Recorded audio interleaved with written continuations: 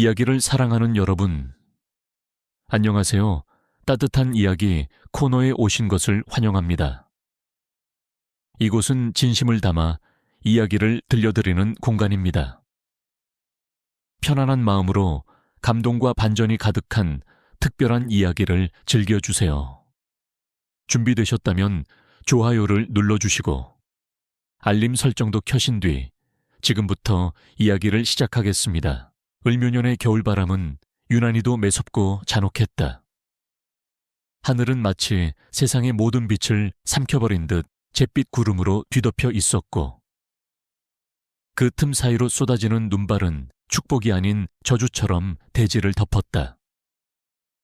산과 들은 하얀 수의를 입은 채 침묵했고 앙상한 나뭇가지는 굶주림에 지쳐 쓰러진 백성들의 손가락처럼 허공을 향해 비틀려 있었다. 그 참혹한 풍경 속에서 무룡은 낡고 허물어져가는 초가집 처마 밑에 웅크리고 있었다. 10살 남짓 된 소년의 몸은 이미 사람의 형상이라기보다는 버려진 짐짝에 가까웠다. 며칠째 입에 댄 것이라고는 눈 녹은 물 몇 모금과 길게서 주운 말라비틀어진 풀뿌리가 전부였다.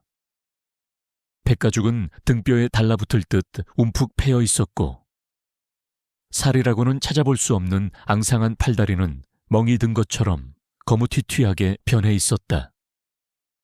살을 내는 추위가 얇은 호적삼을 뚫고 들어와 뼈마디를 갉아먹는 고통도 이제는 희미해져 갔다. 무룡의 의식은 현실과 환상의 경계에서 위태롭게 줄타기를 하고 있었다. 눈을 감으면 따뜻한 아랫목이 보이는 듯했고 죽은 어미가 김이 모락모락 나는 밥상을 차려놓고 손짓하는 모습이 아른거렸다. 그것이 동사 직전에 찾아온다는 죽음의 유혹임을 알 리 없는 소녀는 그 달콤한 환영을 향해 힘겹게 손을 뻗으려 했다. 차라리 이대로 잠들어버리면 배고픔도 추위도 더 이상 느끼지 않아도 되리라는 본능적인 체념이 무룡의 영혼을 잠식하고 있었다. 그때였다. 정적을 깨고 들려온 둔탁한 나무 소리가 무룡을 억지로 현실로 끌어당겼다. 오래되어 칠이 벗겨진 나무 대문이 끼익 소리를 내며 힘겹게 열리고 있었다. 무룡은 무거운 눈꺼풀을 간신히 들어올렸다. 흐릿한 시야 속으로 한 여인이 걸어 나왔다. 그녀는 양반가 여인들이 입을 법한 옷을 입고 있었으나 곳곳이 기워져 있었고 색은 발에 볼품이 없었다. 하지만 그녀의 꼿꼿한 자세와 서늘한 눈빛에는 가난조차 꺾지 못한 기품이 서려 있었다. 여인의 손에는 이가 빠진 투박한 사기그릇 하나가 들려 있었다.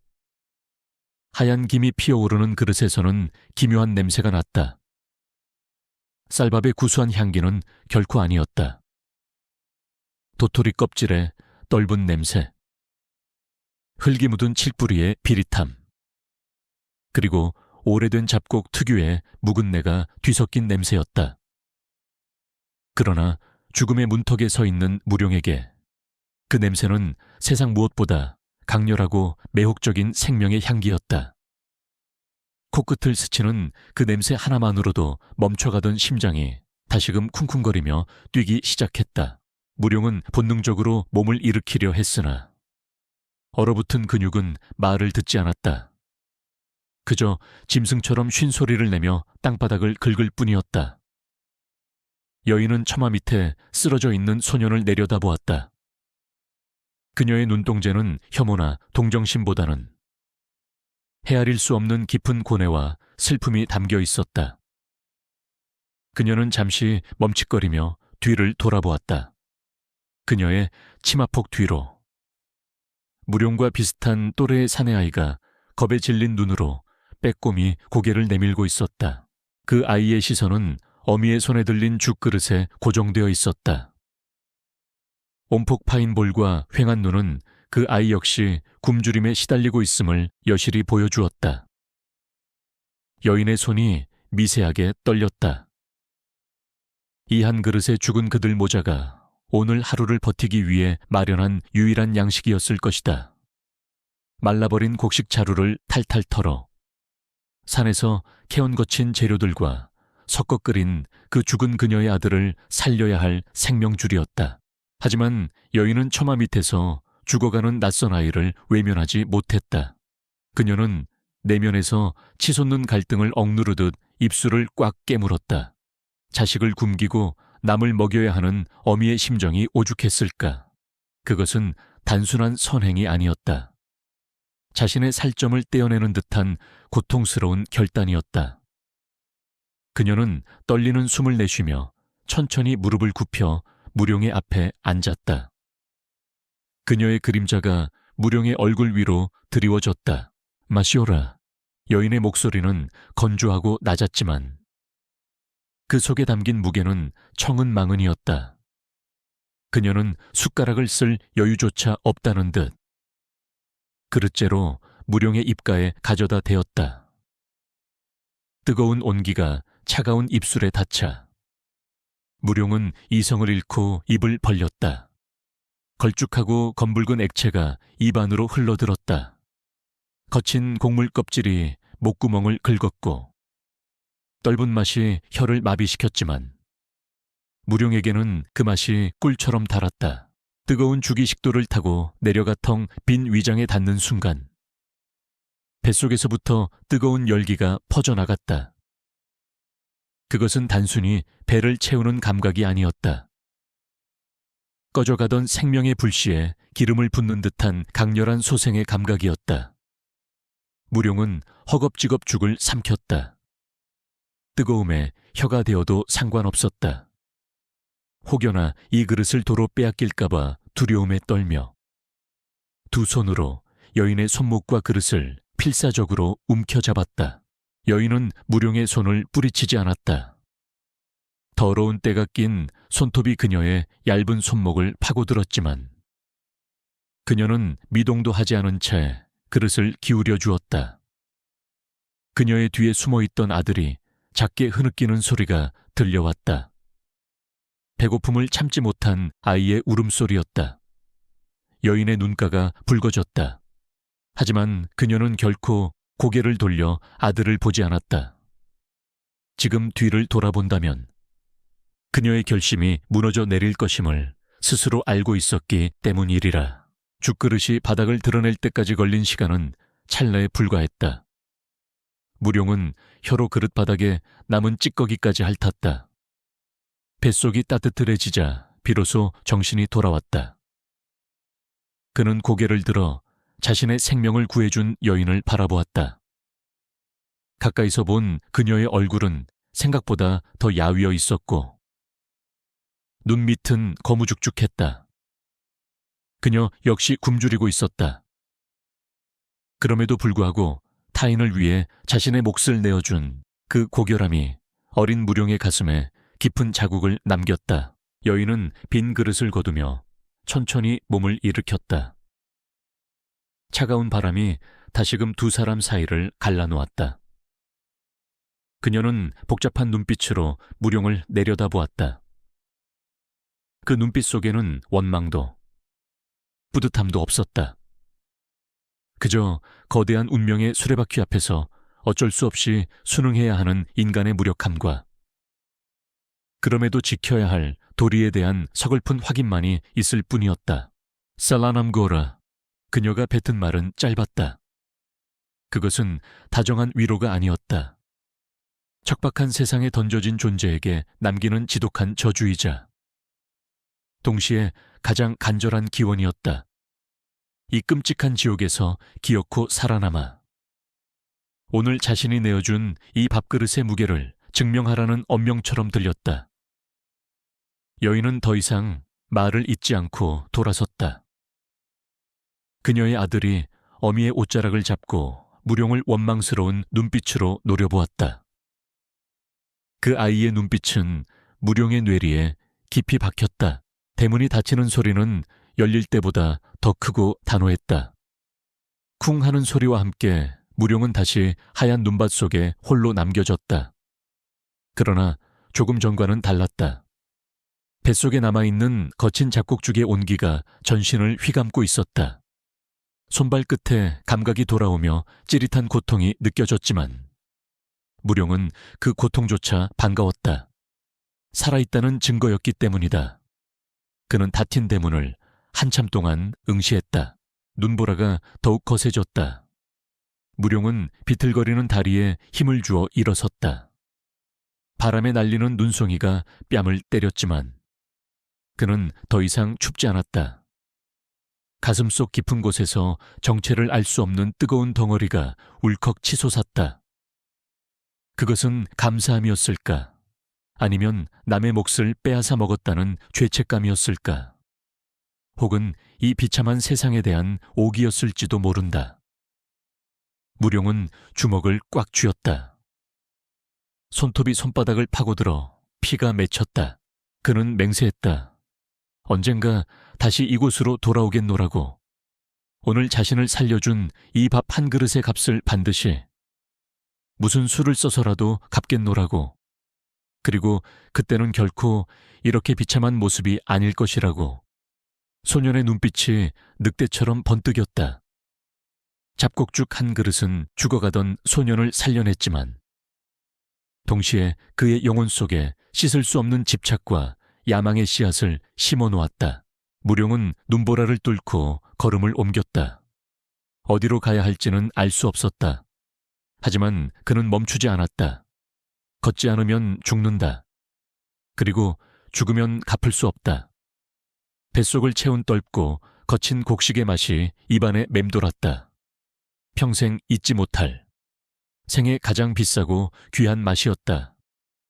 소년의 작은 등 뒤로 하얀 눈이 계속해서 쌓여갔고 그의 발자국은 금세 지워졌지만 그날의 기억만은 시간의 흐름 속에서도 결코 지워지지 않을 터였다. 바람 소리가 마치 울음소리처럼 허공을 맴돌며 소년의 뒤를 따랐다. 오늘 들려드릴 이야기는 순수한 창작물로 오직 오락과 감상을 위한 내용이며 실제 인물이나 사건과는 전혀 관련이 없음을 알려드립니다. 눈보라가 휩쓸고 지나간 자리에 남은 것은 차가운 정적뿐만이 아니었다. 그 하얀 서로는 누군가에게는 무덤이었고 살아남은 자에게는 지옥으로 가는 입구였다. 무룡은 그 지옥의 한가운데로 걸어 들어갔다. 그가 도착한 곳은 산 너머의 읍내 장터였다. 기근이 든 해의 장터는 물건을 파는 곳이 아니라 절망을 거래하는 곳이었다.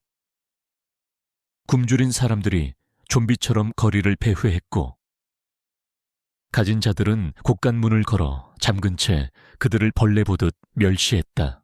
10살의 무룡이 마주한 세상은 류씨 부인의 집에서 느꼈던 찰나의 온기와는 정반대였다. 이곳에는 자비가 없었다. 바닥에 떨어진 썩은 무조각 하나를 두고도 어른들은 아이를 밀쳐내고 짓밟았다. 무룡은 가을개서 얼음을 깨고 물을 마시며 배를 채웠고 밤이면 남의 집 헛간 지푸라기 속에 파고들어 추위를 피했다. 그는 살기 위해 짐승이 되어야 했다. 눈물은 말라붙어 더 이상 나오지 않았고 대신 그 자리를 도끼가 채웠다. 어느 날 무룡은 떡집 앞을 서성이다. 주인에게 몽둥이 찜질을 당했다. 뼈가 부러지는 듯한 고통 속에서도 그는 떡고물 부스러기를 쥔 손을 놓지 않았다. 매질이 끝나고 흙투성이가 된 채 골목 구석에 처박힌 그는 피 섞인 침을 뱉어내며 손에 쥔 부스러기를 입에 털어 넣었다. 달콤하고 고소한 맛이 혀끝에 닿는 순간 그는 깨달았다. 세상의 모든 도덕과 예의는 배부른 자들의 사치일 뿐이라고. 가난한 자에게 허락된 유일한 정의는 오직 생존뿐이었다. 그날 이후 무룡의 눈빛은 변했다. 그는 더 이상 동정을 구걸하지 않았다. 그는 장터의 짐꾼들이 흘린 짐을 잽싸게 낚아채고 상인들의 심부름을 하며 악착같이 엽전을 모았다. 멸시와 조롱은 그를 더욱 단단하게 만드는 걸음이 되었다.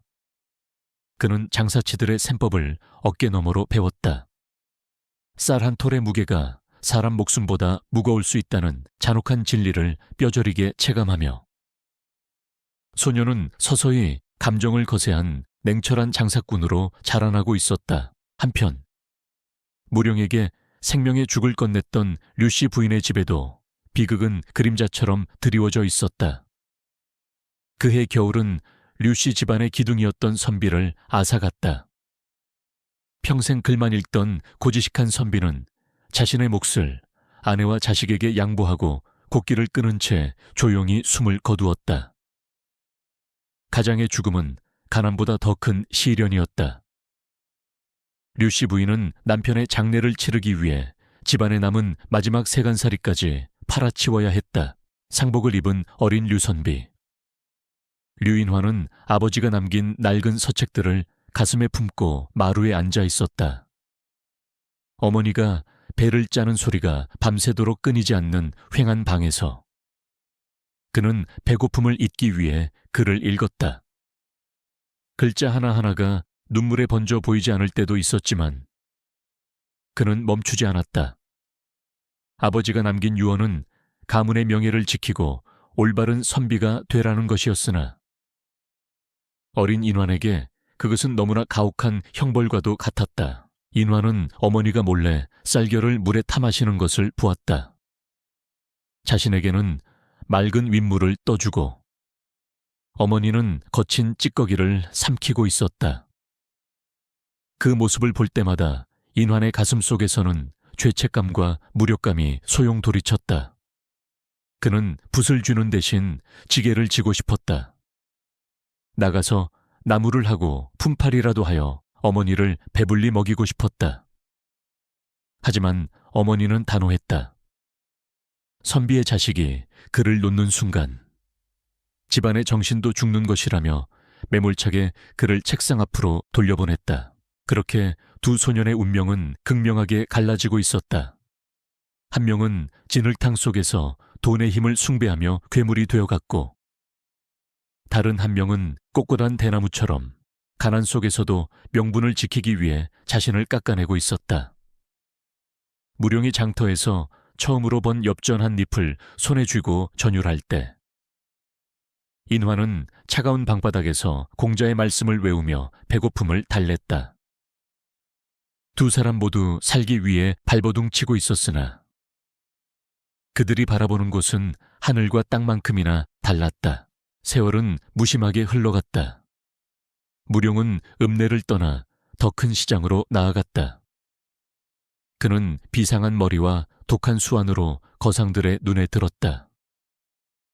남들이 꺼리는 험한 일을 도맡아 처리했고 이득을 위해서라면 수단과 방법을 가리지 않았다. 그의 이름 뒤에는 독사라는 별명이 붙기 시작했다.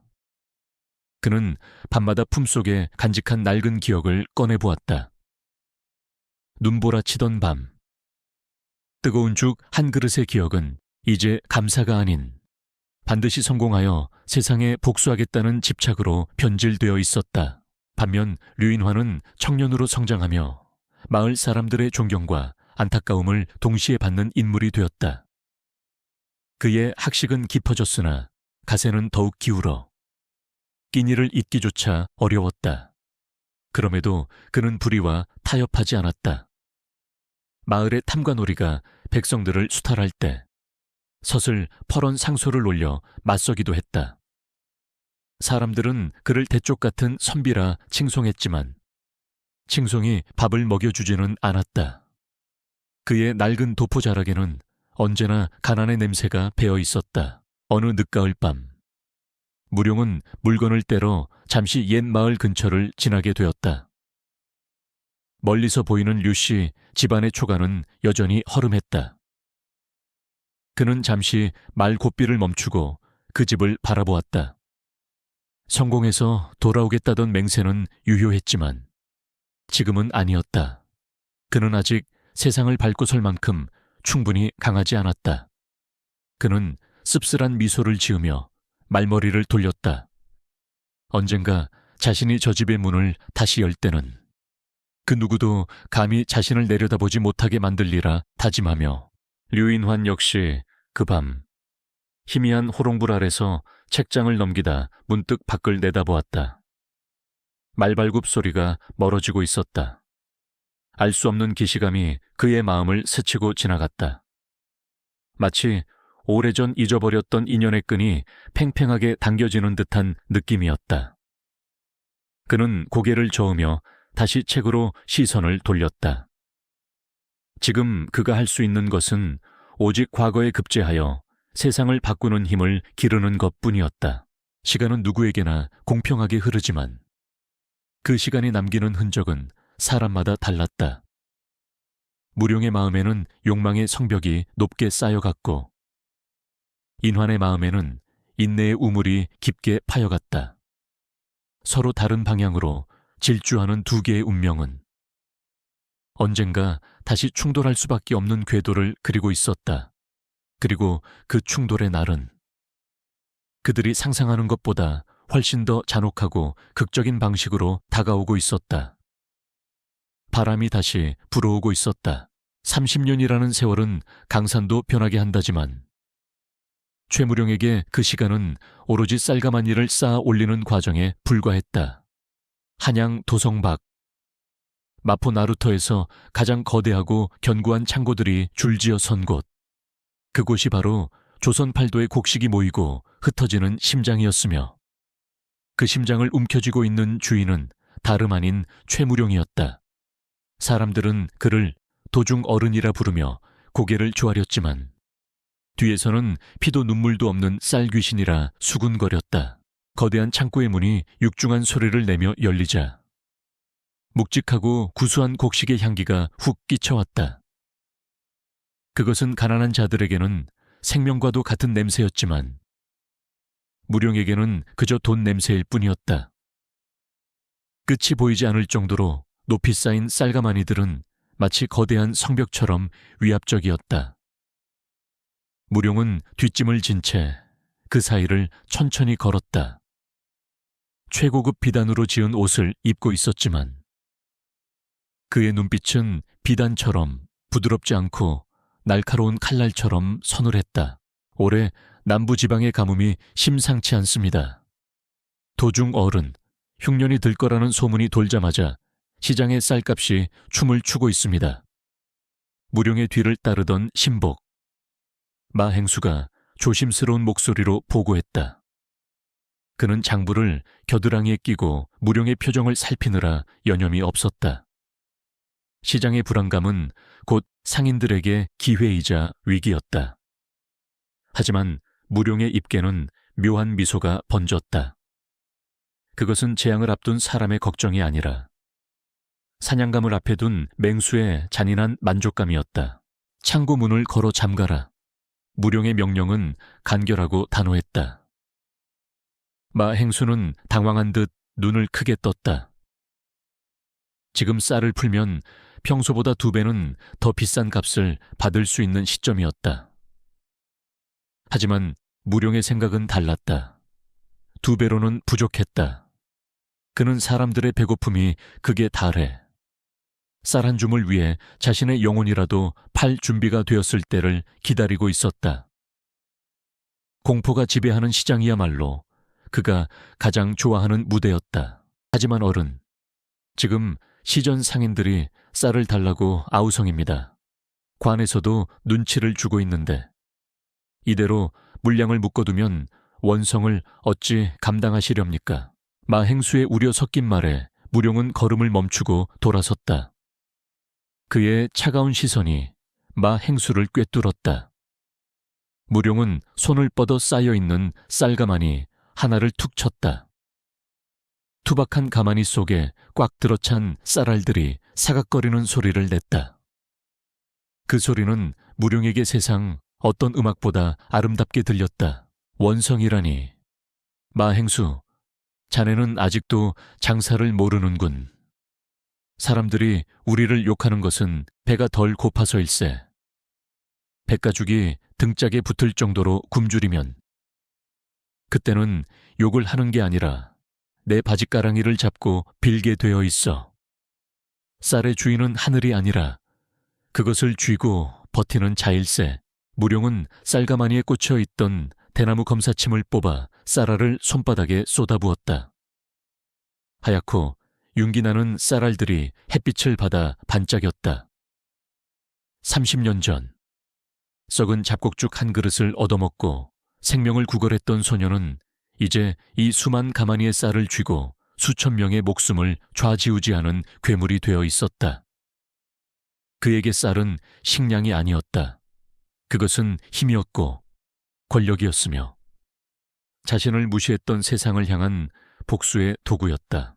그날 오후 무룡의 집무실로 한 사내가 찾아왔다. 낡았지만 기품 있는 갓을 쓴 것으로 보아 몰락해가는 양반 가문의 하인이 분명했다.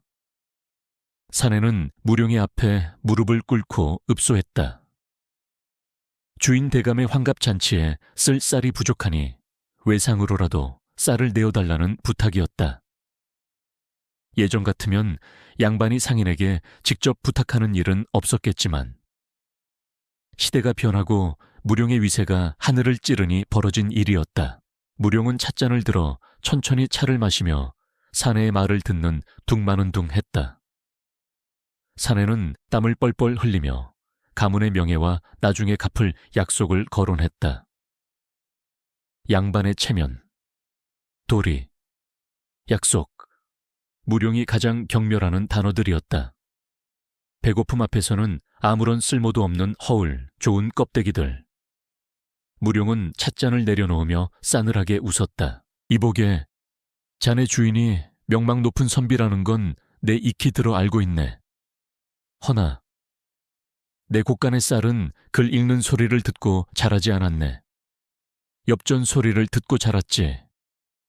명예나 체면 따위로 밥을 지을 수 있다면 굳이 나에게 와서 이러지 않아도 되지 않겠나. 사내의 얼굴이 불그락푸르락해졌다.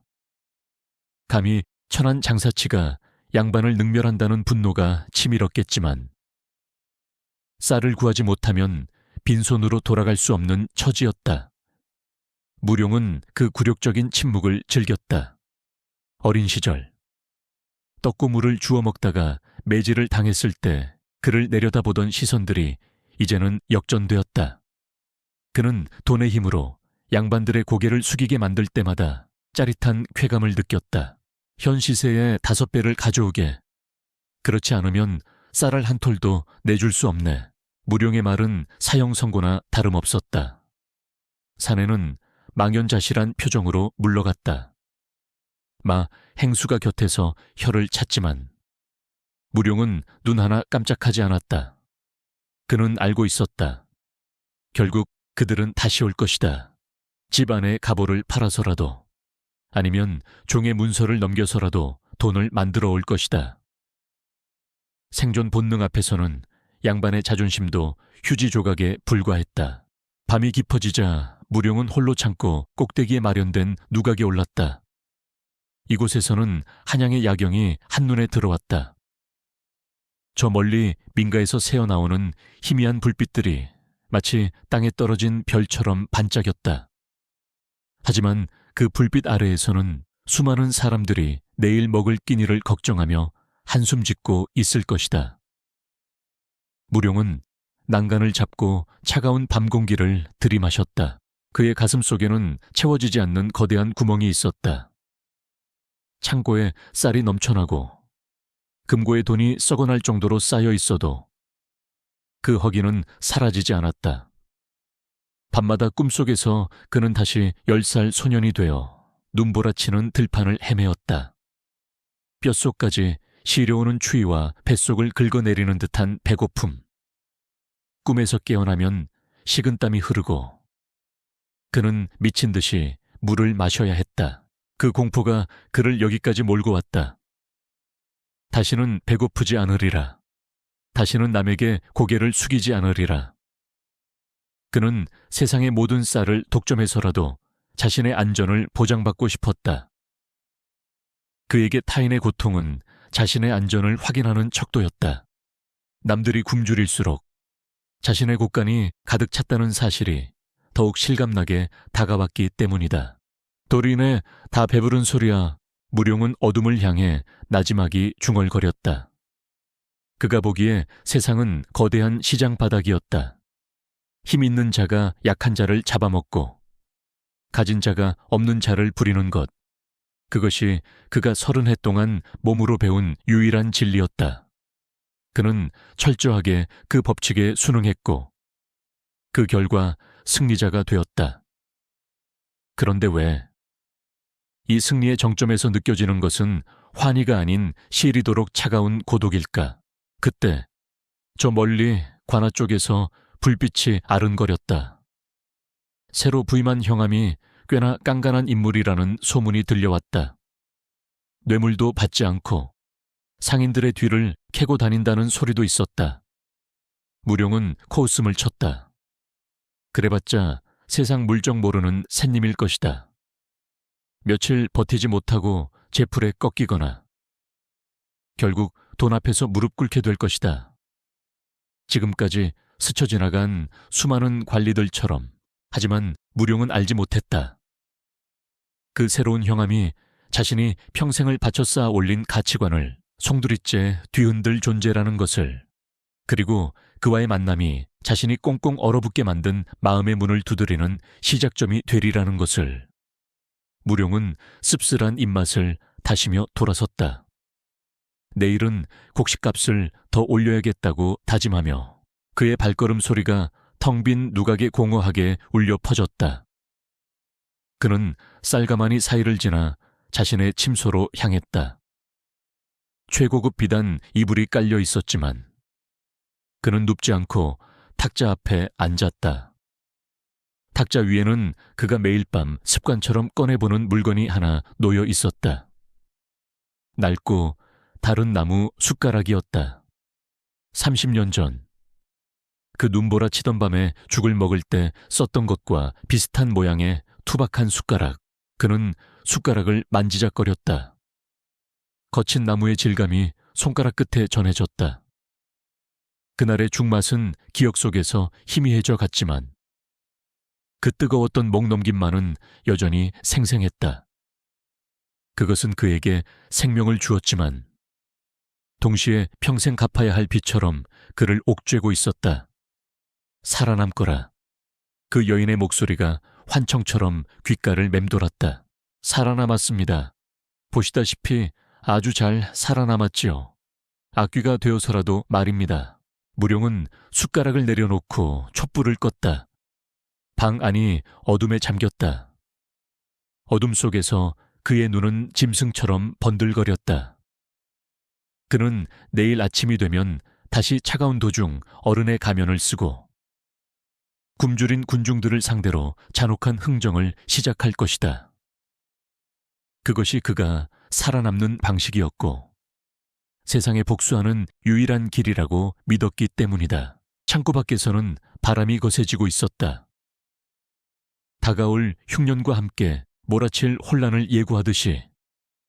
그리고 그 바람 속에는 무룡이 오랫동안 잊고 지냈던 혹은 애써 외면했던 운명의 수레바퀴가 서서히 그를 향해 굴러오는 소리가 섞여 있었다.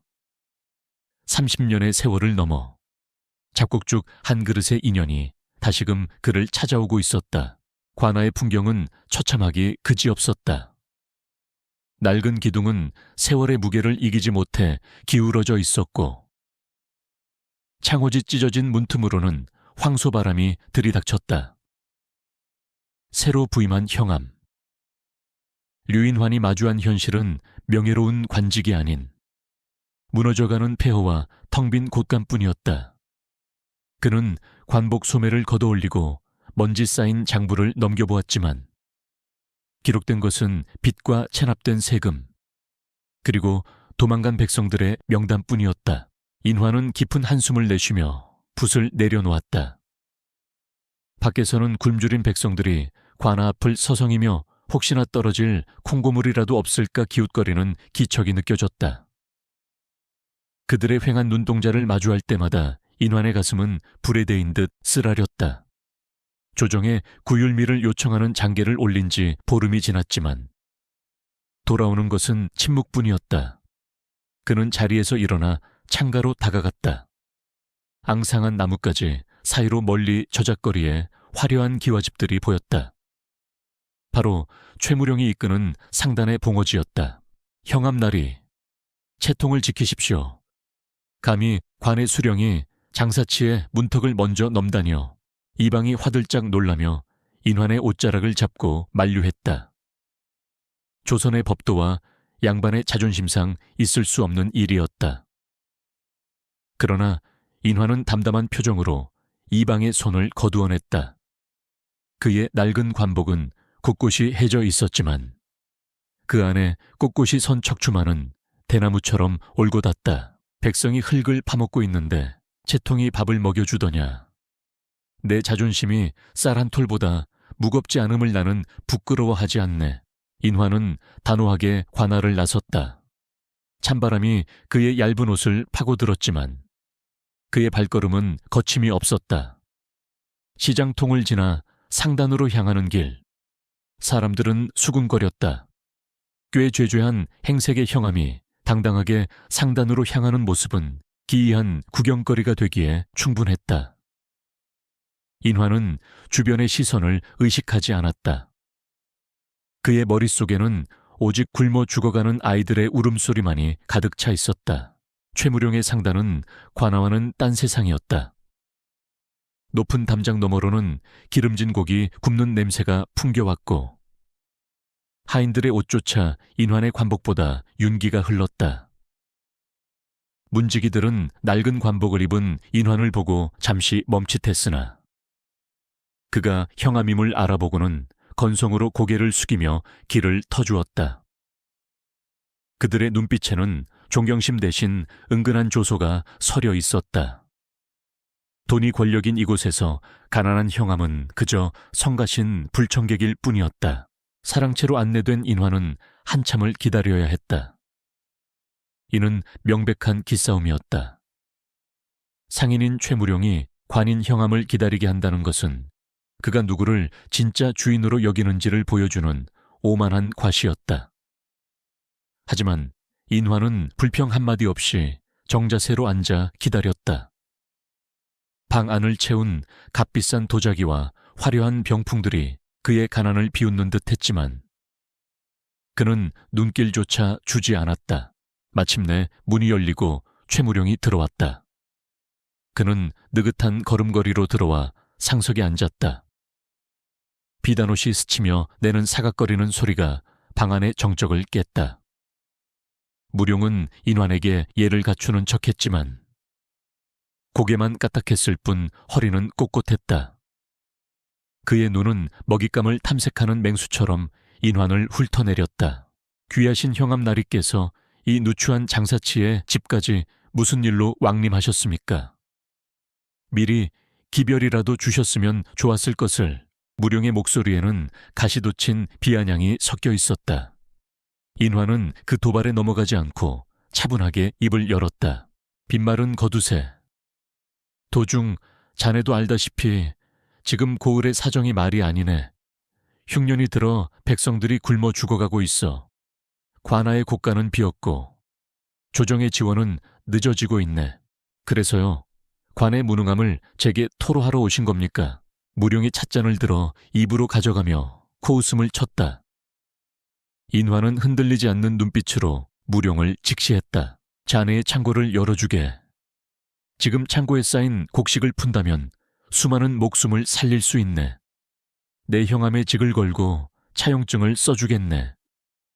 가을 추수가 끝나면 반드시 갚음세. 무룡은 찻잔을 탁 소리나게 내려놓았다. 그의 눈매가 날카로워졌다. 그는 눈앞에 이 셋님이 역겨웠다. 뻔한 정의감, 뻔한 도덕, 그리고 그것을 뒷받침하지 못하는 무력함. 무룡이 세상에서 가장 혐오하는 위선 덩어리가 바로 눈앞에 앉아 있었다. 형암나리, 장사는 자선사업이 아닙니다. 제 쌀은 피땀 흘려 모은 재산입니다. 그것을 담보도 없이 갚을 능력도 없는 관아의 종이 한 장 믿고 내어달라니요. 가을에요. 그때 가서 또 흉년이 들면 어찌할 겁니까? 그때는 또 백성을 핑계로 배째라 하시겠지요. 백성이 있어야 장사도 있는 법이네. 사람이 다 죽으면 자네의 그 많은 쌀은 누구에게 팔 텐가? 사람은 다 죽지 않습니다. 돈 있는 놈은 살고 없는 놈은 죽겠지요. 그것이 세상의 이치 아닙니까? 나리는 그 이치를 거스르려 하니 괴로운 겁니다. 정쌀이 필요하시면 제 값을 치르십시오. 지금 시세대로 무룡의 말은 얼음장처럼 차가웠다. 인화는 입술을 깨물었다. 시세대로라면 관아의 1년 예산을 다 털어넣어도 턱없이 부족했다. 이것은 거절이나 다름없었다. 하지만 인화는 여기서 물러설 수 없었다. 그는 자리에서 일어나 무릎을 꿇으려 했다. 백성을 위해서라면 자신의 무릎 따위는 100번이라도 꿇을 수 있었다. 그 순간 무룡의 눈이 크게 흔들렸다. 눈앞의 양반이, 고고한 척하던 선비가 장사치 앞에서 무릎을 꿇으려 하고 있었다. 무룡은 반사적으로 소리쳤다. 그만두시오. 역겹게 뭐 하는 짓입니까? 무룡은 알 수 없는 불쾌감에 휩싸였다. 인환이 무릎을 꿇는 모습에서 패배자의 비굴함이 아니라 오히려 범접할 수 없는 거대한 기운이 느껴졌기 때문이었다. 그것은 무룡이 평생 쌓아온 돈의 성벽으로도 막을 수 없는 종류의 힘이었다. 무룡은 벌떡 일어나 인환을 내려다보며 으르렁거렸다. 그깟 무릎 한번 꿇는다고 쌀가마니가 솟아날 줄 아십니까? 위선 떨지 마시오. 당신 같은 양반들이 입으로만 백성을 위한다 떠들 때 나는 내 손으로 쌀을 모았소. 내 쌀은 내 힘이고 내 정이요. 당신의 그 알량한 도덕심으로 뺏어갈 수 있는 게 아니란 말이오. 인화는 무릎을 꿇으려던 자세를 멈추고 천천히 다시 일어섰다. 그의 눈빛은 여전히 맑고 깊어서 무룡의 분노를 거울처럼 비추고 있었다. 인화는 조용히 말했다. 자네 말이 맞네. 내 힘이 부족하여 자네의 마음을 움직이지 못하는구려. 허나 기억하게, 쌀은 자네의 것이지만 그 쌀을 키워낸 땅과 하늘은 누구의 소유도 아니라는 것을, 언젠가 자네도 그 빚을 갚아야 할 날이 올 걸세. 인화는 더 이상 구걸하지 않았다. 그는 정중하게 고개를 숙여 예를 표하고 몸을 돌렸다. 그의 뒷모습은 들어올 때보다 더 작고 초라해 보였지만 그 주변을 감싼 공기는 서늘할 정도로 엄숙했다. 무룡은 멍하니 인환이 사라진 문을 바라보았다. 심장이 쿵쿵거렸다. 승리한 것은 자신인데 왜 패배한 기분이 드는 것일까? 왜 저 가난한 형암의 눈빛에서 30년 전 눈보라 속에서 자신을 살려준 그 여인의 눈빛이 겹쳐 보이는 것일까? 그 지독하게 맑고 슬픈 눈빛이 재수없는 새님 같으니라고 무룡은 애써 끓어오르는 감정을 억누르며 욕설을 내뱉었다.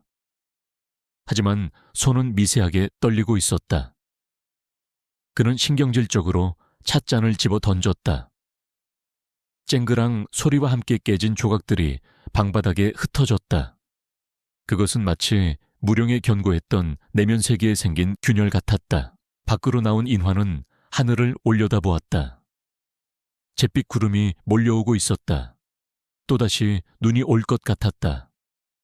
그는 빈손으로 돌아가야 할 자신의 처지를 한탄하는 대신 옷깃을 여미며 다시 걸음을 재촉했다. 방법이 있을 것이다. 반드시 백성들을 살릴 길이 있을 것이다. 그는 포기라는 단어를 모르는 사람이었다. 두 남자의 첫 만남은 그렇게 끝났다. 한 사람은 돈을 쥐고도 불안에 떨었고 한 사람은 빈손이어도 희망을 놓지 않았다. 엇갈린 두 운명의 수레바퀴가 이제 막 불꽃을 튀기며 맞물리기 시작한 순간이었다. 며칠 뒤 최무룡은 자신의 상담 봉어지인 거대한 기와집 마당에서 호화로운 연회를 열었다.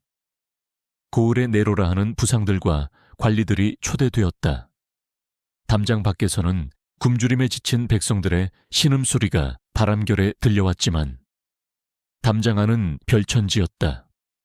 기름진 고기 굽는 연기가 피어오르고 악공들의 풍악소리가 드높았다. 무룡은 상석에 앉아 그 이질적인 풍경을 내려다보았다. 그는 이 잔혹한 대비를 즐기고 있었다. 술잔이 몇 순배 돌고 분위기가 무르익을 무렵 대문 쪽이 소란스러워졌다. 하인들의 제지를 뿌리치고 들어선 사람은 다름 아닌 형암 류인환이었다. 그의 몰골은 며칠 전보다 더욱 초췌해져 있었다. 관복은 흑투성이었고 얼굴은 해골처럼 야위어 있었다. 하지만 그의 눈빛만은 형형하게 빛나고 있어 술에 취해 흥청거리던 좌중을 순식간에 압도했다. 음악 소리가 뚝 끊기고 정적이 감돌았다. 무룡은 천천히 술잔을 내려놓으며 입가에 비릿한 미소를 띄었다. 그가 기다리던 순간이었다. 제 발로 호랑이 굴에 들어온 샌님. 무룡은 턱짓으로 인환을 가리켰다. 이게 누구십니까? 고고하신 형암 나리께서 쌀 한 톨 없는 관아를 비우고 술 냄새를 맡아오셨습니까? 좌중에서 킥킥거리는 웃음소리가 터져 나왔다. 인환은 그 조소들을 묵묵히 받아내며 무룡을 향해 걸어갔다. 그의 발걸음은 무거웠지만 흔들리지 않았다. 도중, 지난번의 요청을 다시 하러 왔네. 당장 내일이면 굶어 죽는 자가 수십이 넘을 걸세. 제발 곡간을 열어주게. 인환의 목소리는 절박했지만 비굴하지는 않았다. 그것이 무룡의 심기를 더욱 건드렸다. 무룡은 짐짓 고민하는 척하며 턱을 괴었다. 그는 이 고집 센 선비를 무너뜨리고 싶었다. 그 꼿꼿한 허리를 꺾어 돈 앞에서는 양반의 도덕도 한낱 허상임을 증명해 보이고 싶었다. 그래야만 자신의 삶이 정당화될 것 같았다. 좋습니다. 쌀을 드리지요, 허나. 세상에 공짜는 없는 법. 나리께서는 돈이 없으니 다른 것으로 값을 치르셔야겠습니다. 무룡은 주전자 하나를 집어들고 인환의 발치에 툭 던졌다. 텅 빈 주전자가 대구르르 굴러가다 멈췄다. 여기 있는 분들은 모두 제게 큰 돈을 벌게 해주는 귀한 손님들입니다. 형암 나리께서 이분들에게 술을 한 잔씩 올리십시오. 그리고 돈이 양반보다 높다고 큰 소리로 복창하십시오. 그리하면 쌀과 마니를 내어드리지요. 장내는 찬물을 끼얹은 듯 조용해졌다. 산홍공상의 법도가 엄격한 조선에서 고을 수령이 천한 장사치들에게 술을 따르고 돈을 숭배한다는 것은 사회적 자살이나 다름없었다. 그것은 죽음보다 더한 치욕이었다. 사람들은 숨을 죽인 채 인환을 지켜보았다. 당연히 호통을 치며 자리를 박차고 나갈 것이라 예상했다. 인환은 바닥에 떨어진 주전자를 물끄러미 바라보았다. 그의 주먹이 부들부들 떨렸다. 치밀어 오르는 모멸감에 얼굴이 붉게 달아올랐다. 아버지가 물려주신 선비의 자존심이, 평생을 지켜온 신념이 비명을 지르고 있었다. 하지만 그의 뇌리에 오늘 아침 관아 앞에서 흙을 파먹다 쓰러진 어린아이의 얼굴이 스쳐 지나갔다. 인환은 천천히 허리를 굽혔다. 흙 묻은 손으로 주전자를 집어들었다. 사람들의 입에서 헉 하는 탄성이 새어나왔다. 무룡의 눈이 커졌다. 설마 정말로 하겠다는 것인가? 인환은 가장 가까이 앉은 상인에게 다가갔다. 그 상인은 당황하여 어쩔 줄 몰라 엉덩이를 들썩였다. 인환은 떨리는 손으로 술병을 기울여 상인의 잔을 채웠다. 쪼르르. 술 따르는 소리가 적막한 연회장에 유난히 크게 울렸다. 돈이 양반보다 높다. 인환의 입에서 나온 목소리는 갈라지고 작았지만 그 울림은 천둥보다 거대했다. 그는 다음 사람에게로, 또 그 다음 사람에게로 옮겨갔다. 술잔이 채워질 때마다 그는 기계적으로 그 굴욕적인 문장을 읊조렸다. 하지만 이상하게도 그 모습은 비굴해 보이지 않았다. 오히려 거대한 십자가를 짊어진 순교자처럼 성스럽게까지 느껴졌다. 상인들은 술잔을 받으면서도 차마 마시지 못하고 고개를 숙였다. 형암의 희생이 그들의 가슴을 짓눌렀기 때문이다. 그들은 무룡의 눈치를 보면서도 마음속으로는 인환에게 경외감을 느끼고 있었다. 연 회장은 더 이상 즐거운 잔치판이 아니었다. 숙연하고 엄숙한 제사 지내는 곳처럼 변해버렸다. 무룡은 표정이 굳어갔다.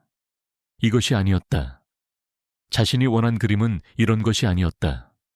형암이 울며 불며 매달리거나 분에 못 이겨 난동을 부리는 추한 꼴을 보고 싶었다. 그런데 저자는 자신의 자존심을 버림으로써 오히려 더 높은 곳에 올라서고 있었다. 무룡이 가진 돈과 권력이 저 낡은 관복을 입은 사내의 정신력 앞에서는 초라한 휴지 조각처럼 느껴졌다. 마침내 인환이 무룡의 앞에 섰다. 마지막 잔이었다. 인환은 무룡을 똑바로 쳐다보았다. 그의 눈에는 원망도 분노도 없었다.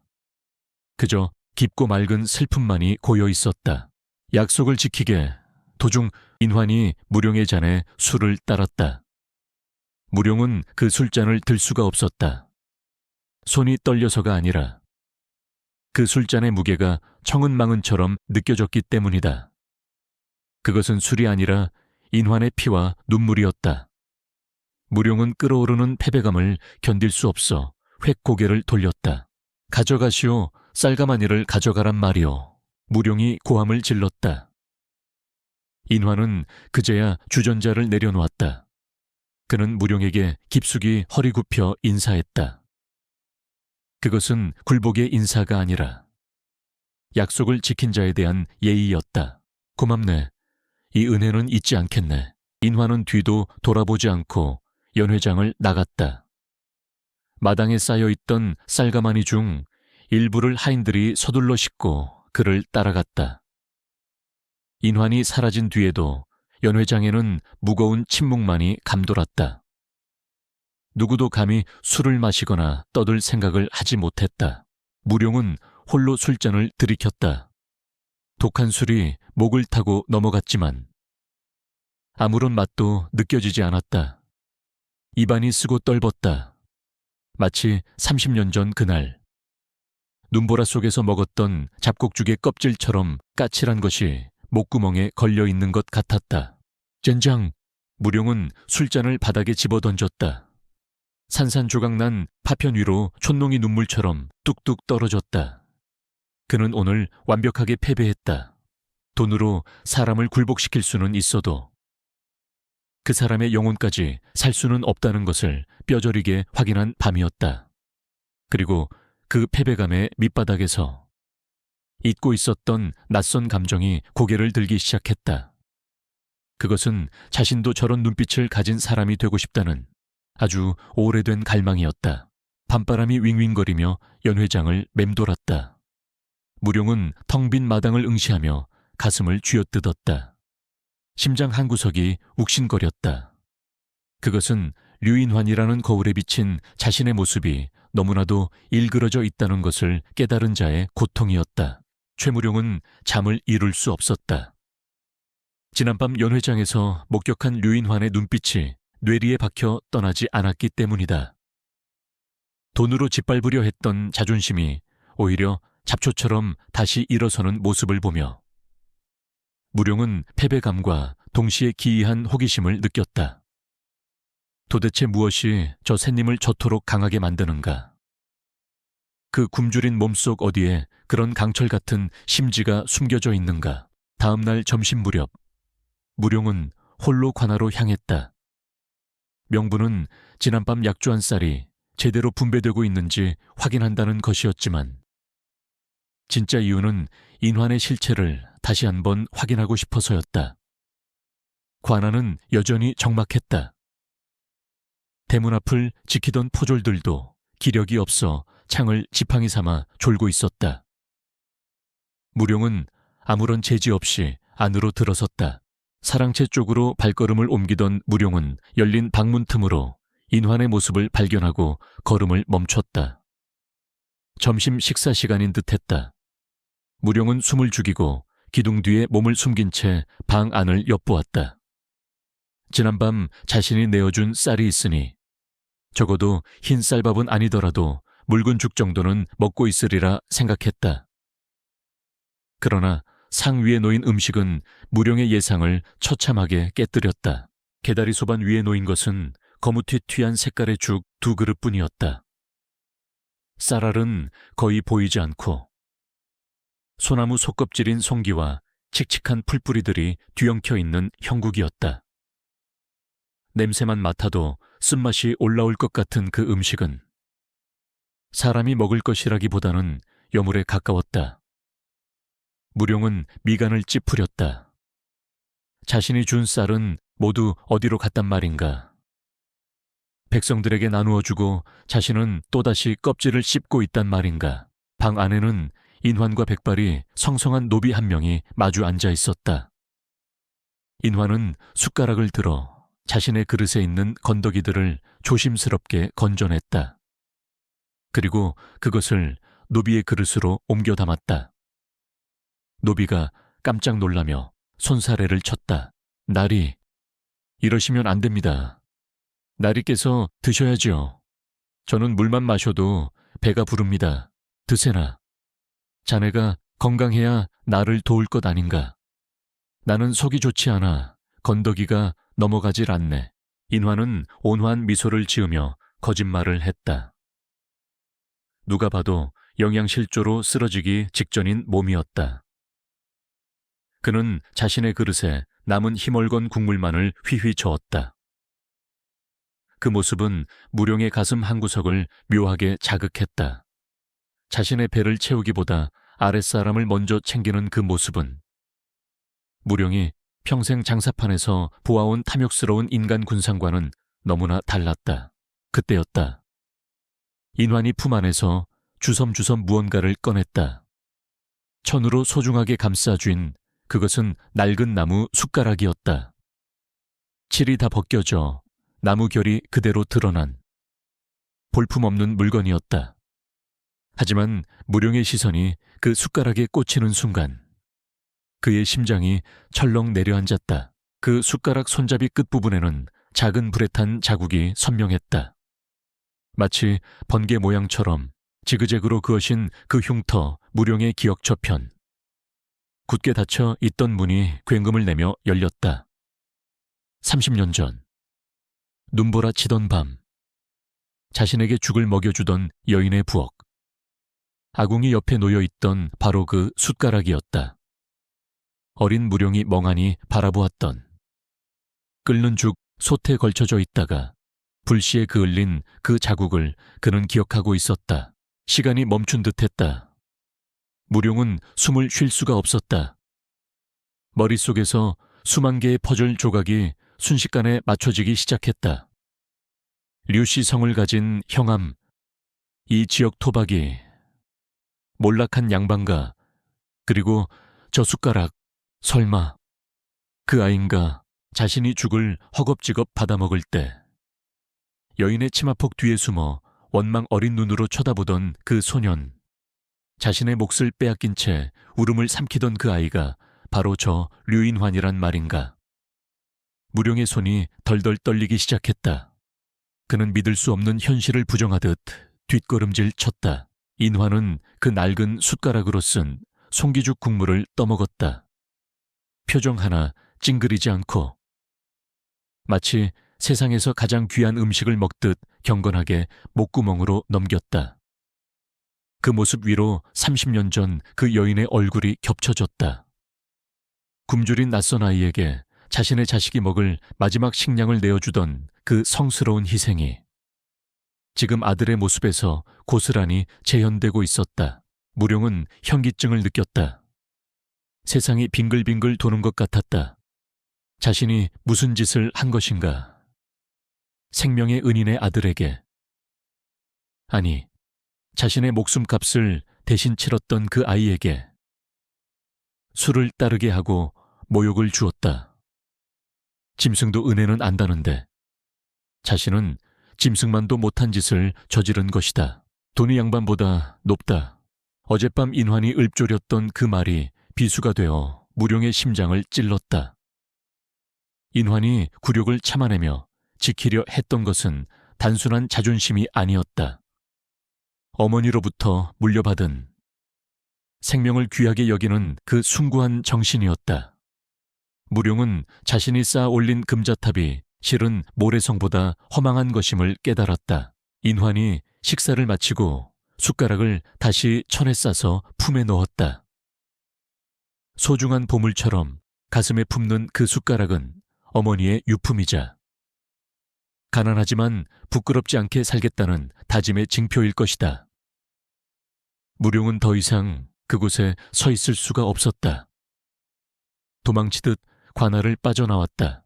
거리로 나온 무룡은 비틀거렸다. 지나가는 사람들이 그를 이상하게 쳐다보았지만 아무것도 눈에 들어오지 않았다. 그의 귓게는 30년 전 여인의 목소리가 환청처럼 맴돌았다. 살아남거라.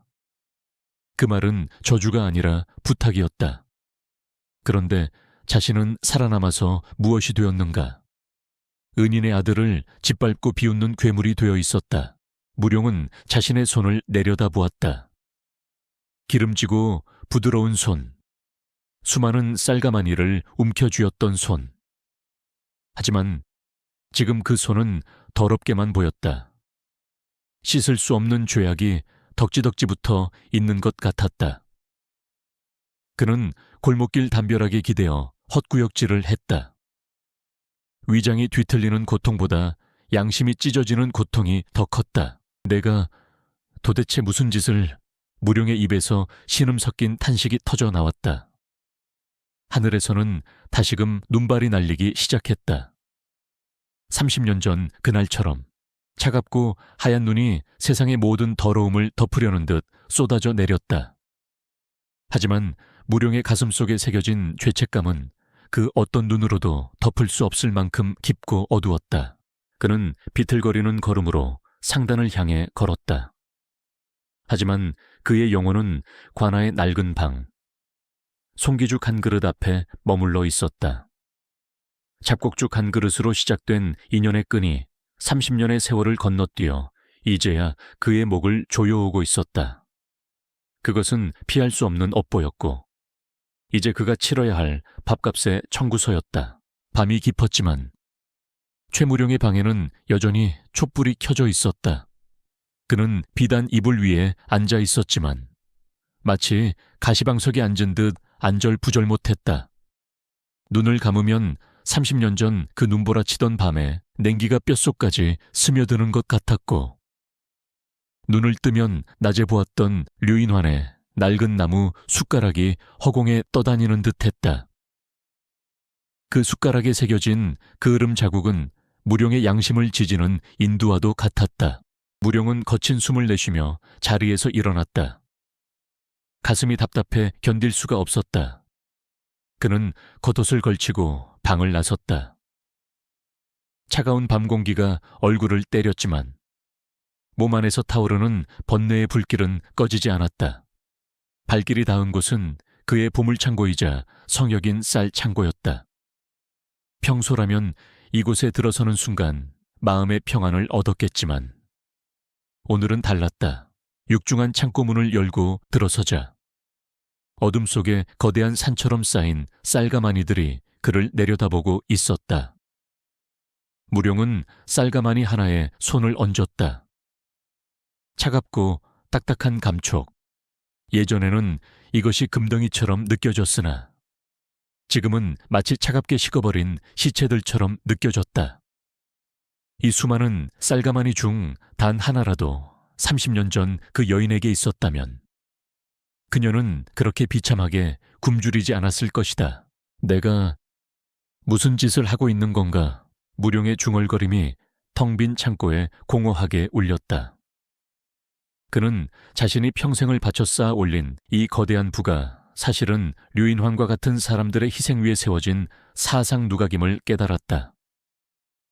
자신이 긁어모은 것은 단순한 곡식이 아니라 누군가의 생명줄이었고 누군가의 피눈물이었다. 그 사실이 견딜 수 없이 무거워 무룡은 비틀거렸다. 그는 창고 한 구석에 놓인 저울 앞으로 다가갔다.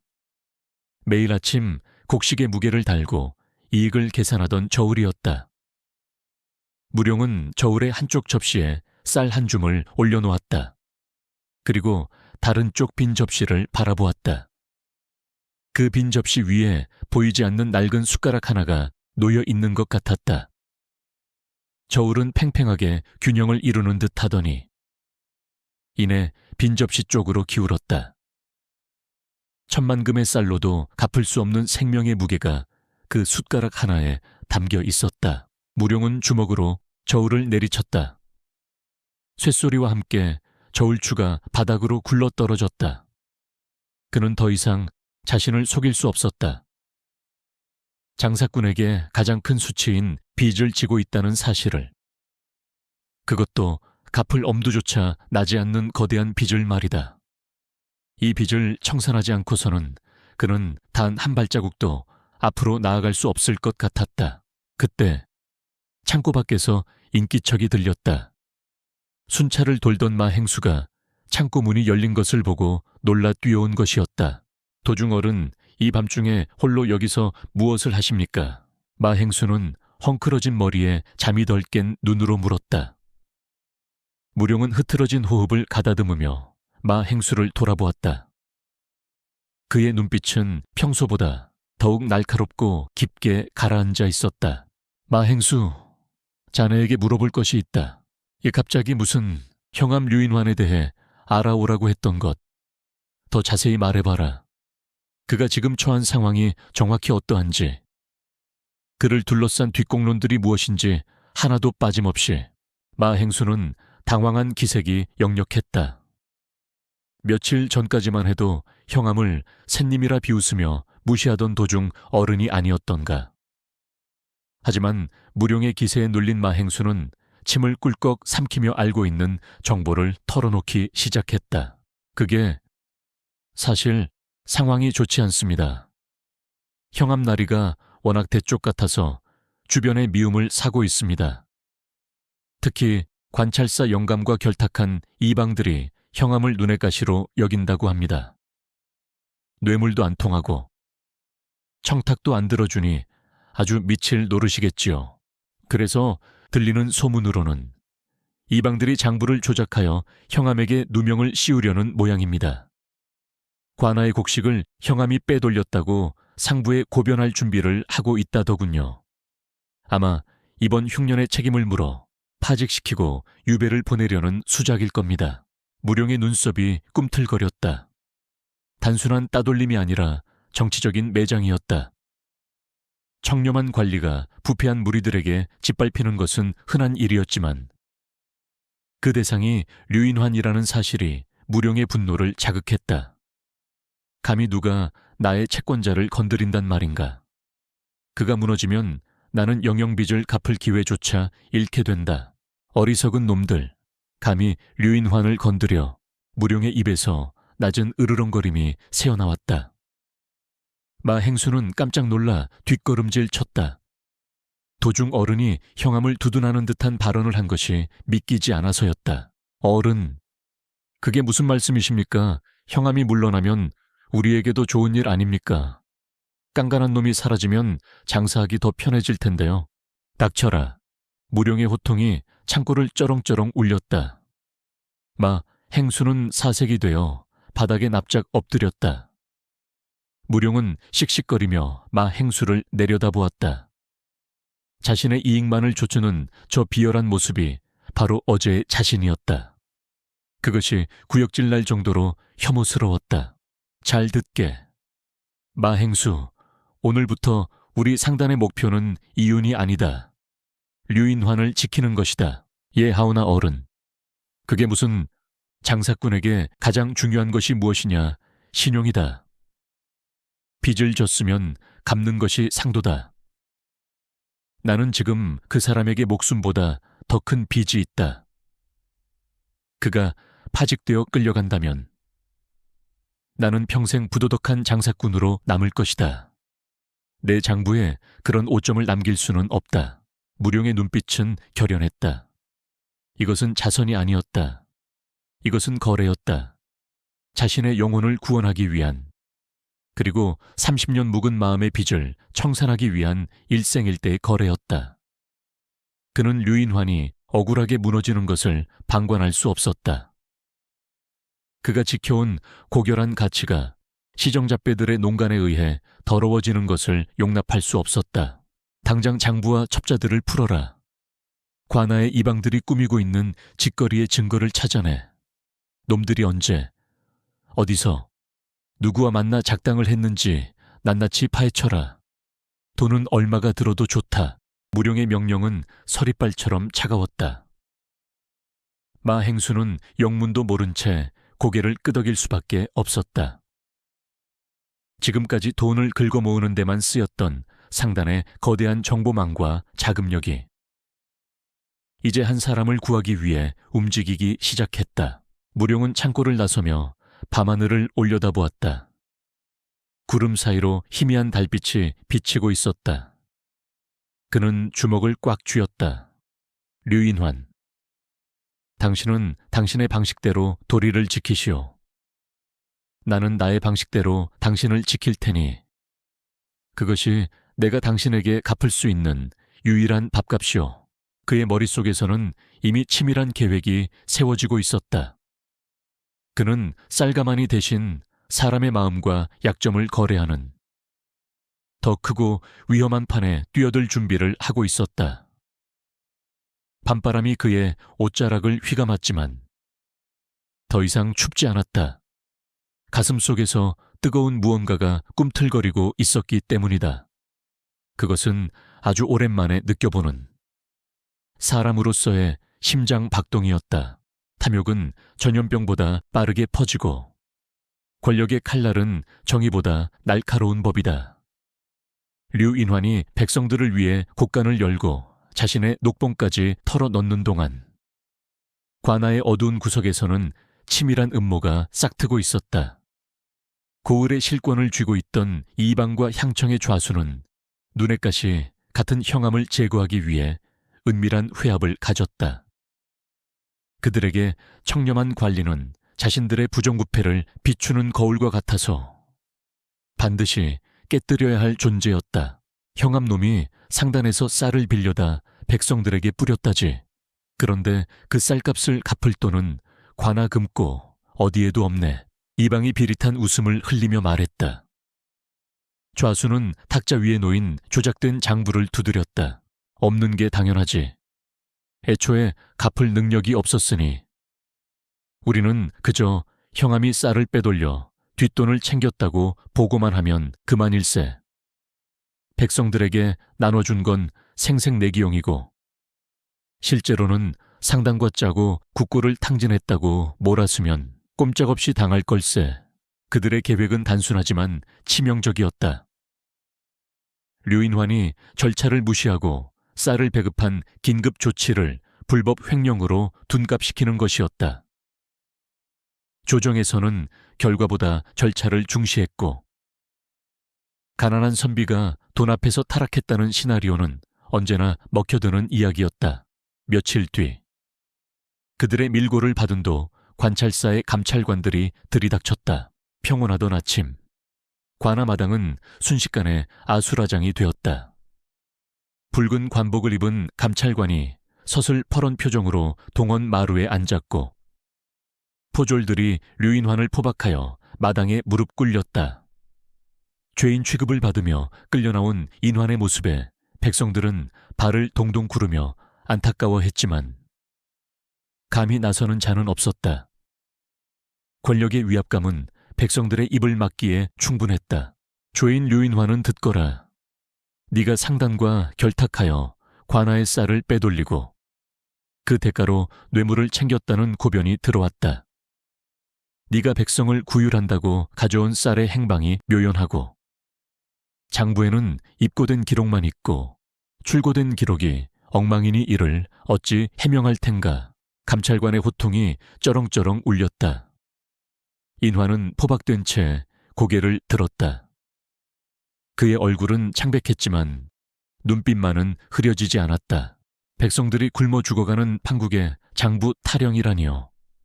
쌀은 들어오는 즉시 굶주린 자들의 입으로 들어갔습니다. 한 톨도 남김없이 나누어 주었기에 곳간이 비어있는 것입니다. 제 사리사욕을 위해 쓴 쌀은 단 한 줌도 없습니다. 해요. 혓바닥이 길구나 증거가 있느냐. 네가 쌀을 나누어 주었다는 증서나 백성들에게 받은 수령증이라도 있느냐 말이다. 인화는 입을 다물었다. 아사 직전의 백성들에게 죽 한 그릇을 주면서 영수증을 받을 정신이 어디 있겠는가. 법과 절차는 평화로운 시절을 위해 존재하는 것이지. 지옥 같은 기근 속에서는 무용지물이었다. 하지만 관료사회는 그런 사정을 봐주지 않았다. 서류가 없으면 사실도 없는 것이었다. 이방이 옆에서 끼어들었다. 나리, 보시다시피 증거가 없습니다. 그리고 형암의 방에서 은밀히 숨겨둔 돈주머니가 발견되었습니다. 이방이 내민 것은 조잡한 엽전 꾸러미였다. 명백히 누군가 몰래 갖다 놓은 것이었다. 인화는 기가 막혀 말문이 막혔다. 자신의 청렴함을 증명할 길이 막막했다. 그는 억울함에 몸을 떨었지만 비명을 지르거나 구걸하지는 않았다. 하늘이 보고 땅이 보고 있어. 내 비록 가난하여 옷은 남루하나 마음만은 더럽히지 않았소. 나를 죽일 수는 있어도 내 뜻을 꺾을 수는 없을 것이요. 인환의 절규에 가까운 항변은 공허하게 흩어졌다. 감찰관은 혀를 차며 고개를 저었다. 증거 앞에서는 공자님 말씀도 소용없다. 여봐라, 이자를 하옥하고 한양으로 압송할 준비를 하라. 국고를 축낸 탐관오리에게 어떤 벌이 내려지는지 똑똑히 보여주겠다. 포졸들이 인환을 거칠게 일으켜 세웠다. 인환이 끌려가는 동안 담장 너머에서 이 모든 광경을 지켜보는 이가 있었다. 최무룡이었다. 그는 갓을 깊이 눌러쓴 채 군중 속에 섞여 있었다. 그의 주먹은 뼈마디가 하얗게 드러날 정도로 꽉 쥐어져 있었다. 무룡은 분노로 온몸이 떨렸다. 저들이 지금 죄인 취급하며 끌고 가는 사람이 누구인가? 자신의 어머니가 목숨 걸고 지킨 아들이자 자신에게 생명을 나누어 준 은인이다. 그리고 누구보다 깨끗하고 정의로운 사람이다. 그런 사람이 고작 종이 쪼가리와 몇 푼의 돈 때문에 파렴치 안으로 몰리고 있었다. 이것이 세상의 법인가? 이것이 너희 양반들이 말하는 정의인가? 무룡은 입술을 깨물어 피가 맺혔다. 그는 자신이 평생 믿어왔던 힘의 논리가 얼마나 야만적인지 똑똑히 목격했다.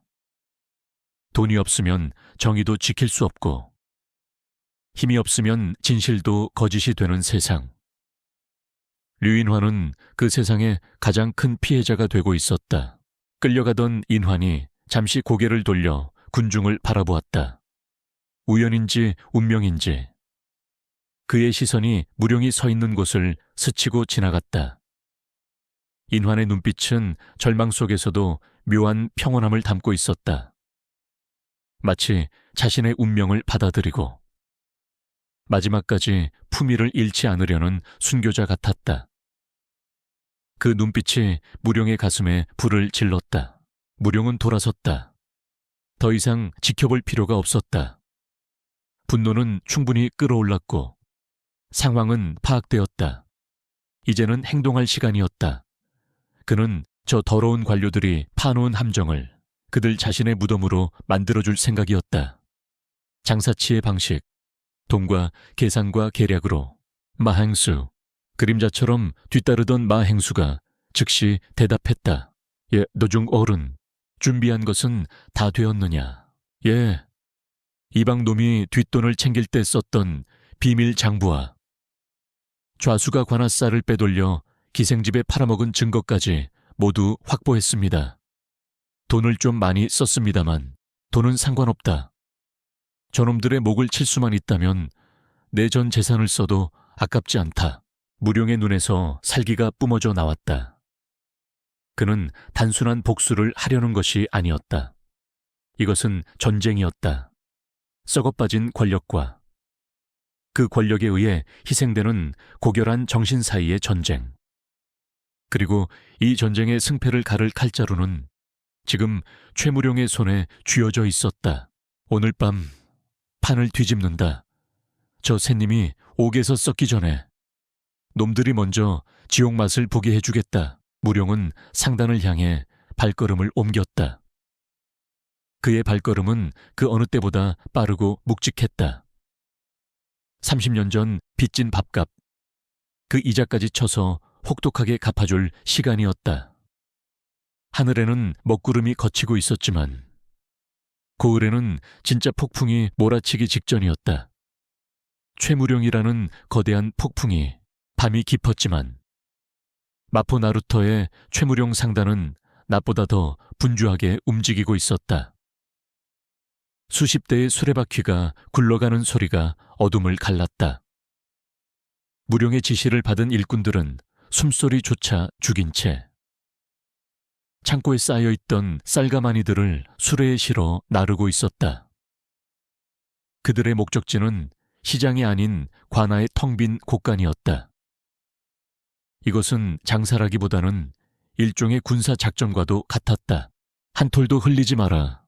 그리고 쥐새끼 한 마리도 모르게 움직여야 한다. 무룡은 어둠 속에서 날카로운 눈빛으로 현장을 지휘했다. 그가 지금 하려는 일은 국법을 어기는 위험천만한 도박이었다. 관아의 곳간을 몰래 채워 넣는다는 것은 전례가 없는 일이었지만 무룡에게는 그 방법밖에 없었다. 류인환에게 씌워진 횡령이라는 누명을 벗기기 위해서는 사라졌다는 쌀이 그 자리에 그대로 존재함을 증명해야만 했기 때문이다. 새벽녘, 안개가 자욱하게 깔린 틈을 타 수레 행렬이 관아 뒷문에 도착했다. 미리 매수해둔 문지기가 슬그머니 문을 열어주었다. 일꾼들은 신속하게 쌀가마니를 곳간 안으로 쏟아부었다. 텅 비어 바닥이 드러났던 곳간이 순식간에 차오르기 시작했다. 쏴. 쌀알이 쏟아지는 소리가 마치 소나기 소리처럼 시원하게 들렸다. 무룡은 그 소리를 들으며 비로소 가슴속에 체증이 내려가는 것을 느꼈다.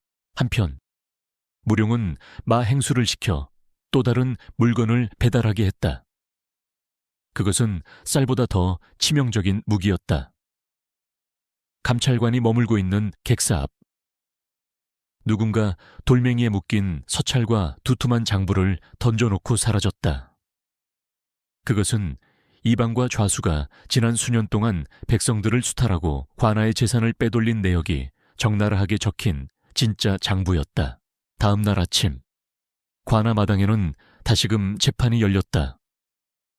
하룻밤 사이 옥살이로 더욱 초췌해진 류인환이 끌려 나왔고 이방과 좌수는 승리감에 도취된 표정으로 그를 내려다보고 있었다.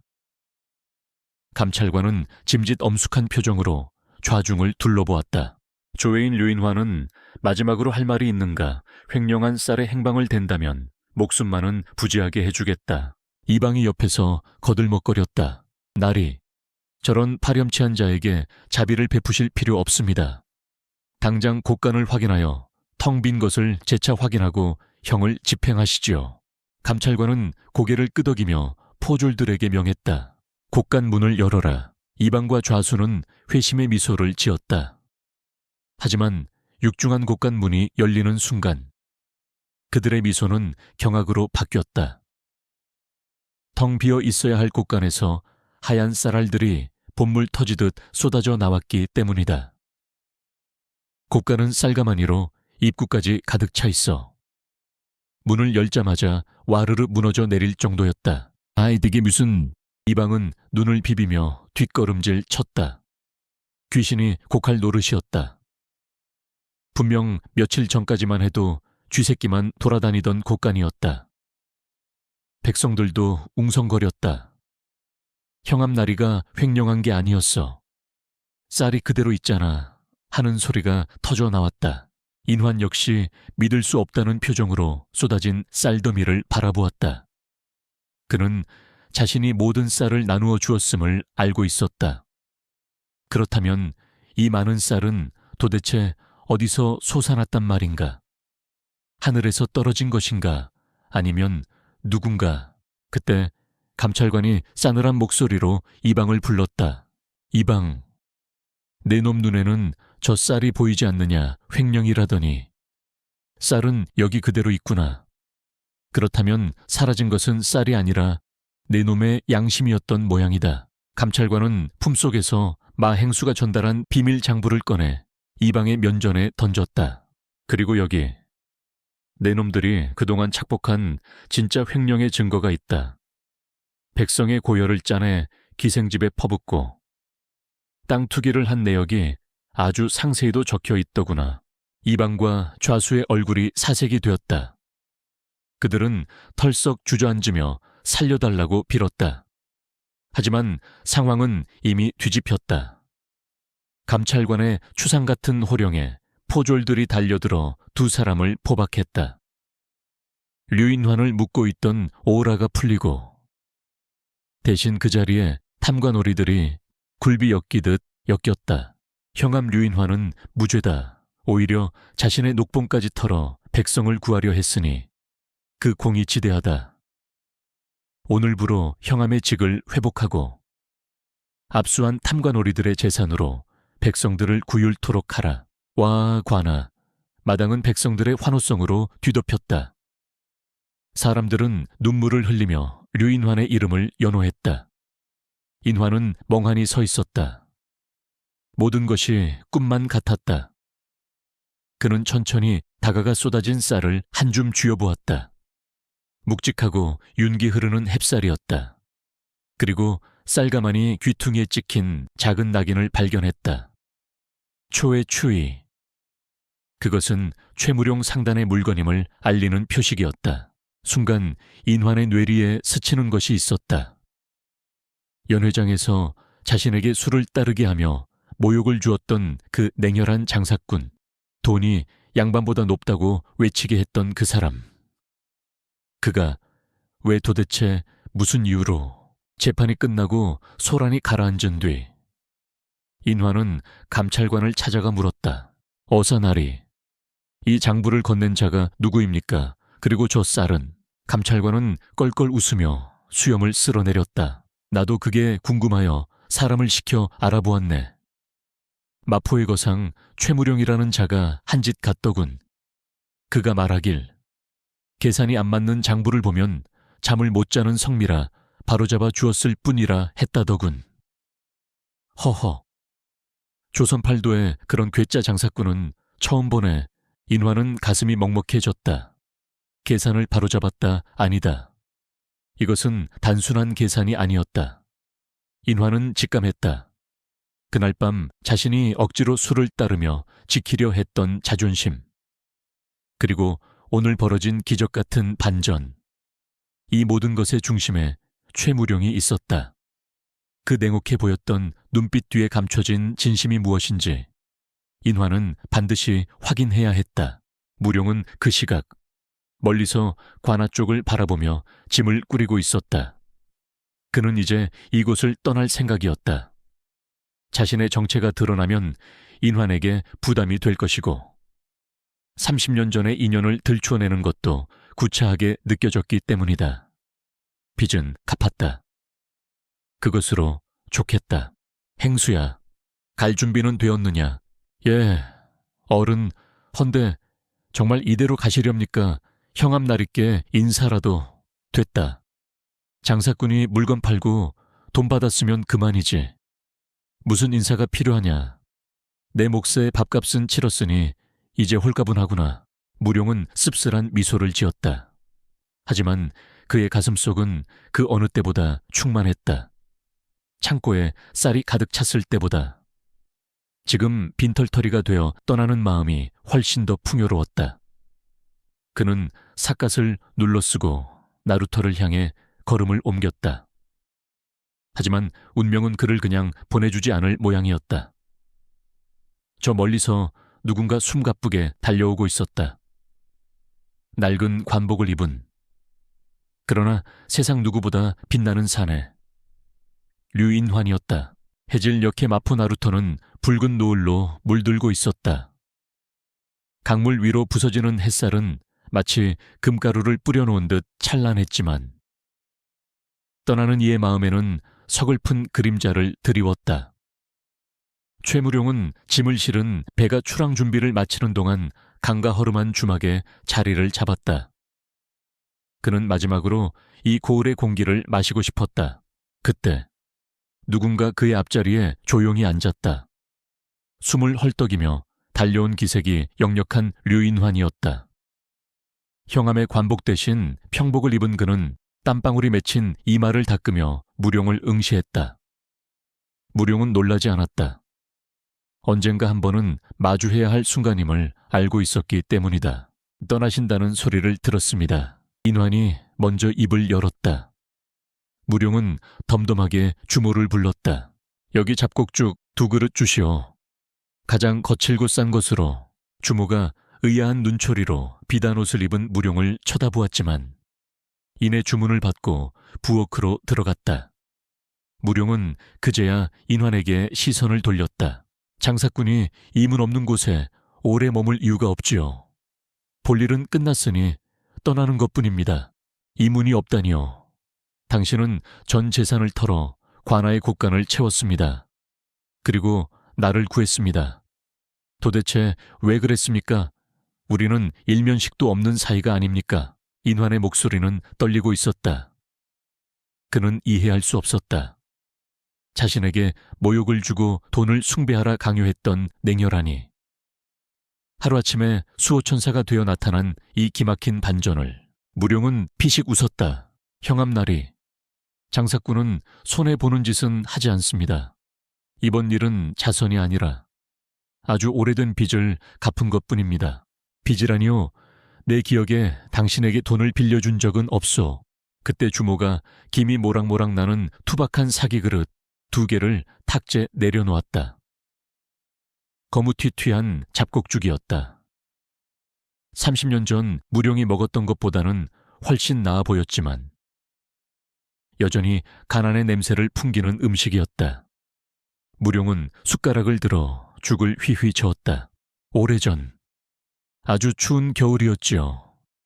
굶어 죽어가던 거지 아이 하나가 어느 초가집 앞을 지나다 쓰러졌습니다. 그때 그 집 안주인이 자신의 아들이 먹을 마지막 죽을 그 거지 아이에게 내어주었습니다. 인환의 눈동자가 흔들리기 시작했다. 무룡은 담담하게 이야기를 이어갔다. 그 죽은 참으로 맛이 없었습니다. 도토리 껍질은 떫었고 모래가 씹혔지요. 하지만 그 아이에게는 세상에서 가장 달콤하고 따뜻한 밥이었습니다. 그 한 그릇이 꺼져가던 아이의 생명을 살렸습니다. 무룡은 죽을 한 숟가락 떠서 입에 넣었다. 씁쓸하고 거친 맛이 혀끝에 퍼졌다. 그 아이는 맹세했습니다. 살아남아서 반드시 이 밥값을 갚겠노라고. 그런데 세월이 흘러 다시 찾아와 보니 그 은인의 아들이 굶주리면서도 남을 위해 자신의 밥을 내어주고 있더군요. 그 미련한 모습을 보니 화가 났습니다. 동시에 부끄러웠습니다. 나는 밥값을 하러 왔는데 정작 밥값을 제대로 하고 사는 건 내가 아니라 그 사람이었으니까요. 인환은 숨을 멈췄다. 그의 머릿속에서 어머니가 생전에 들려주었던 이야기가 떠올랐다. 그날 눈보라 속에 쓰러진 아이가 있었단다. 너에게 줄 죽을 주어 미안했지만 그 아이의 눈빛이 너무나 살고 싶어 해서 외면할 수가 없었어. 인환의 눈시울이 붉어졌다. 눈앞에 앉은 이 냉혹한 거상이 바로 그날의 소년이었다니. 인환은 떨리는 목소리로 물었다. 그 아이가 당신이었어. 무룡은 대답 대신 빙긋 웃으며 자리에서 일어났다. 그 죽 한 그릇의 이자가 30년 동안 쌓이니 제법 비싸더군요. 쌀 수천 가마니로도 부족할 만큼 이제야 겨우 원금과 이자를 쳐서 갚았으니 내 장부는 이제 깨끗해졌습니다. 무룡은 엽전 한 잎을 탁자에 올려놓았다. 죽값은 제가 냈습니다. 부디 건강하시오. 류형암, 당신은 당신의 어머니를 닮아 훌륭한 관리가 될 겁니다. 무룡은 뒤도 돌아보지 않고 나루터를 향해 걸어갔다. 강바람이 그의 옷자락을 펄럭였다. 인화는 자리에서 벌떡 일어나 그를 쫓아가려 했지만 이내 멈춰 섰다. 무룡이 원하지 않는다는 것을 알았기 때문이다. 대신 인화는 그 자리에 서서 멀어지는 무룡의 뒷모습을 향해 허리를 깊이 숙였다. 조선의 선비가 할 수 있는 가장 큰 존경과 감사의 예리였다. 고맙습니다. 정말 고맙습니다.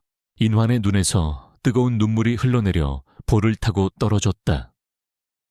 무룡은 배에 올랐다. 뱃사공이 노를 젓자 배는 천천히 강물 위로 미끄러져 나갔다.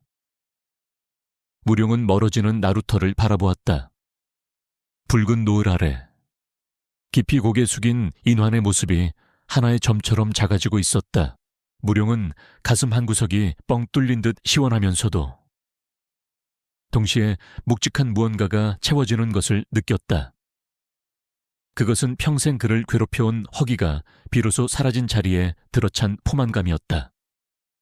쌀로도 돈으로도 채울 수 없었던 그 허기는 사람의 온기로만 채울 수 있는 것이었다. 살라남길 잘했다.